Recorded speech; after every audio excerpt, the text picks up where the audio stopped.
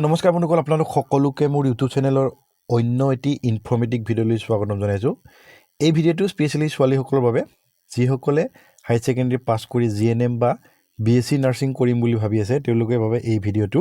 আৰু আপোনালোকে ফ্ৰীতে কৰিব পাৰিব GNM কোৰ্চ, অৰ্থাৎ GNM বা BSc নাৰ্ছিঙৰ কোৰ্চ আপোনালোকে ফ্ৰীতে কৰিব পাৰিব।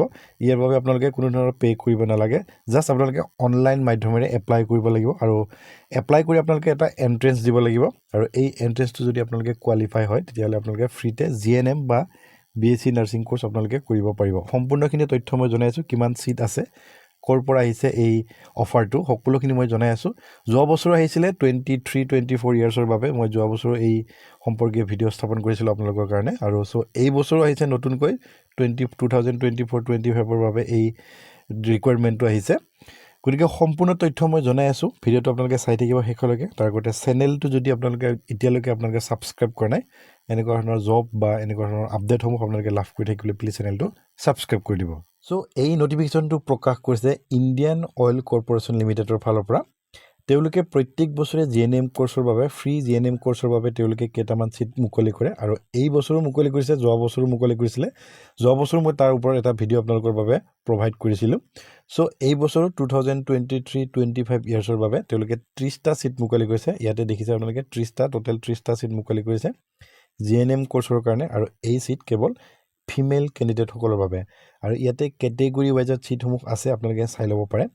আনৰিজাৰ্ভৰ কাৰণে আছে 14টা, EWSৰ কাৰণে আছে 3টা চিট, আৰু SC কাৰণে আছে 2টা চিট, আৰু ST কাৰণে আছে 3টা চিট, আৰু OBC কাৰণে আছে 8টা চিট। আৰু ইয়াতে এটা কথা উল্লেখ কৰিছে যে 6টা চিট যিসকল ডিগবৈ সমষ্টিৰ হয় তেওঁলোকৰ বাবে ৰিজাৰ্ভেশ্যন থাকিব 6টা চিট।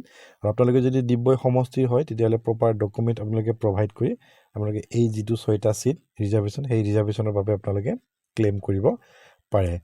কোৰ্চ ডিউৰেশ্যনটো উল্লেখ কৰিছে 3 বছৰ। 3 বছৰত আপোনালোকক কোৰ্চটো কমপ্লিট কৰাই দিব। আৰু ইয়াতে আপোনালোকে এপ্লাই কৰিবলৈ হ'লে মিনিমাম 12 পাছ হ'ব লাগিব, তেতিয়াহে এপ্লাই কৰিব পাৰিব। আৰু আপোনালোকৰ মিনিমাম 40% মাৰ্কছ থাকিব লাগিব, ইয়াতে উল্লেখ কৰিছে 40% মাৰ্কছ থাকিলেহে আপোনালোকে এই কোৰ্চৰ বাবে এপ্লাই কৰিব পাৰিব। বয়সৰ সময়সীমাটো উল্লেখ কৰিছে 17 বছৰৰ পৰা 35 বছৰলৈকে এপ্লাই কৰিব পাৰিব যদি আপোনালোকে জেনেৰেল কেণ্ডিডেট হয়। আৰু যদি আপোনালোকে ST, SC বা OBC হয় তেতিয়াহ'লে এজ ৰিলেক্সেশ্যনো ইয়াতে লাভ কৰিব।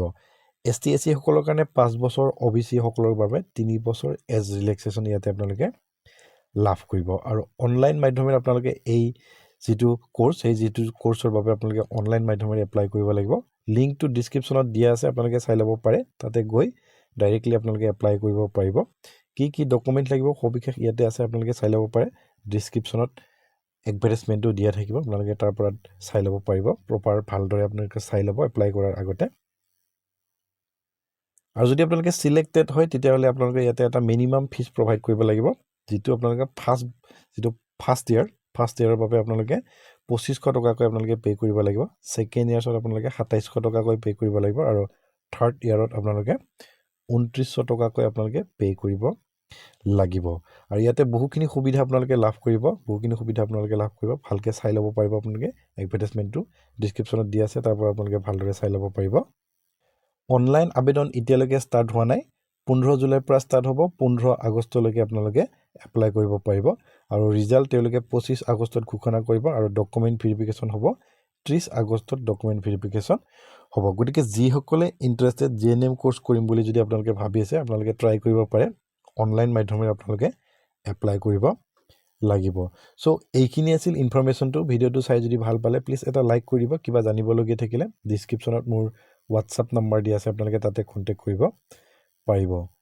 এইখিনি আছিল ভিডিঅ'টো চাই যদি ভাল লাগিলে প্লিজ এটা লাইক কৰি দিব। চেনেলটো যদি এতিয়ালৈকে আপোনালোকে ছাবস্ক্ৰাইব কৰা নাই প্লিজ চেনেলটো ছাবস্ক্ৰাইব কৰি দিব। ধন্যবাদ।